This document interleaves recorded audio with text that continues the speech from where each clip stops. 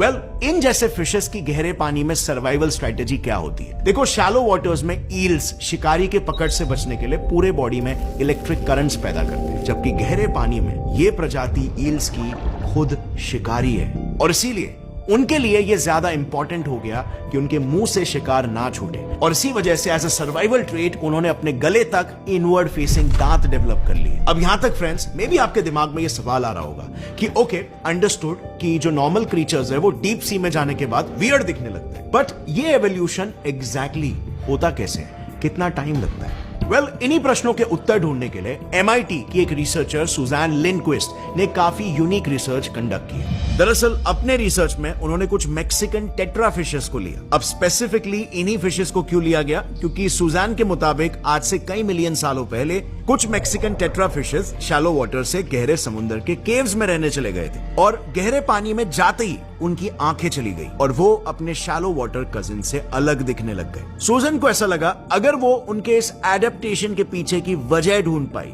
Cause and effect को ढूंढ पाई, तो शायद उन्हें डीप सी क्रीचर्स के वियर्डनेस और स्कैरीनेस के बारे में पता चल जाएगा। क्योंकि उसे ऐसा शक था कि शायद इसके पीछे एनिमल्स के जीन्स में म्यूटेशन लाने वाले HSP90 प्रोटीन का हाथ हो सकता है और इसी को वो वेरीफाई करना चाहती थी। अब इसके लिए उन्होंने शैलो वाटर में रहने वाले आंखों वाले कजिन्स में कुछ केमिकल्स को इंजेक्ट किया और उनके HSP90 प्रोटीन को वॉलंटरीली मैनिपुलेट किया।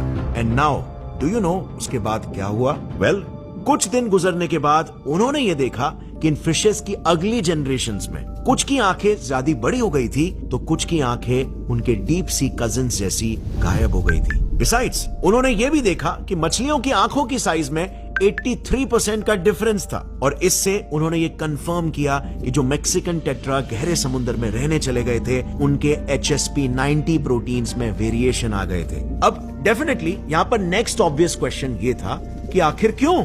अब उस टाइम पे जब ये फिशेस इवॉल्व हुए थे तब एग्जैक्टली क्यों ये हुआ था, ये तो एग्जैक्टली फॉर श्योर जानने का कोई तरीका नहीं है सिवाय टाइम मशीन में पीछे जाने का।